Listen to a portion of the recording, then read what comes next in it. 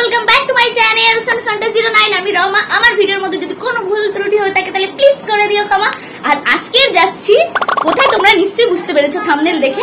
আজ আমরা কিন্তু কেনাকাটা করতে যাচ্ছি। সবার জন্য তো কেনাকাটা করতে যাচ্ছি, আর কি কিনছি না কিনছি তোমাদের সমস্ত কিছু শেয়ার করব। কোথাও যদি বারণ করে দেয় হয়তো ভিডিও করতে পারবো না, তবে যতটা পারবো ততটা কিন্তু তোমাদের অবশ্যই শেয়ার করার চেষ্টা করব। তো ভিডিওটাকে স্কিপ করবে না, ভালো লেগে থাকলে লাইক কমেন্ট চ্যানেল সাবস্ক্রাইব করতে ভুলো না। তো আমরা বেরিয়ে পড়ছি এখন 5টা বাজে। তো চলো একেবারে তোমাদেরকে সেখানটায় গিয়েই মার্কেটে নেমে তোমাদেরকে একেবারে দেখাচ্ছি। তো চলো।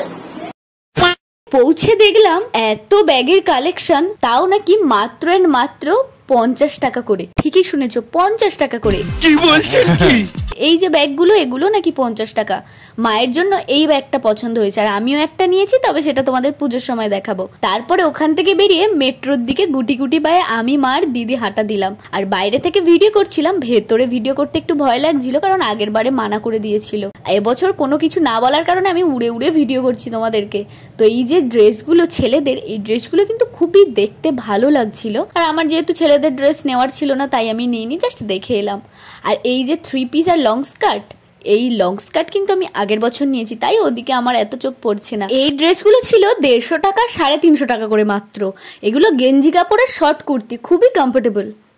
ওখান থেকে পছন্দ না হওয়ার কারণে আমরা কিন্তু আবার মার্কেটের দিকে বেরিয়েছি। কি কিনছি তোমাদের দেখাচ্ছি, চলো।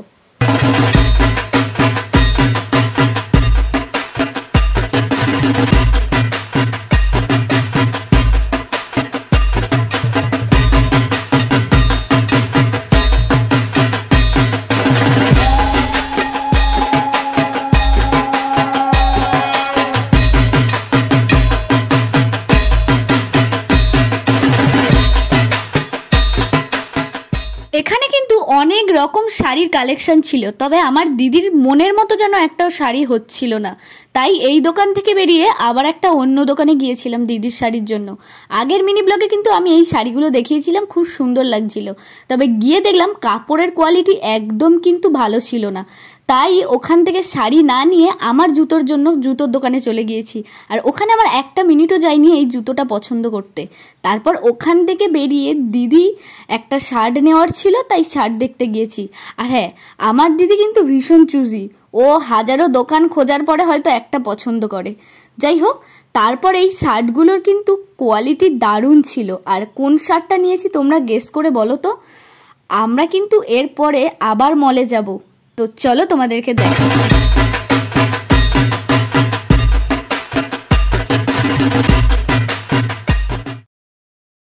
এই ব্যাগে করে শেষমেশ মায়ের জন্য একটা শাড়ি নেওয়া হয়েছে, মার খুব পছন্দ হয়েছিল। তারপরে আমার জন্য দেখা হচ্ছিল। গাইস, এবছর বোধহয় আমার আর পুজোর জামা কপালে নেই। আর এত ঘাটাঘাটির পরে যদি না পছন্দ হয়ে বাড়ি চলে যেতে হয়, কতটা মন খারাপ হয়। তো চলো একেবারে বাড়িতে গিয়ে দেখাচ্ছি। তো গাইস, এখন বাড়ি চলে এসেছি, 8:30 বাজে।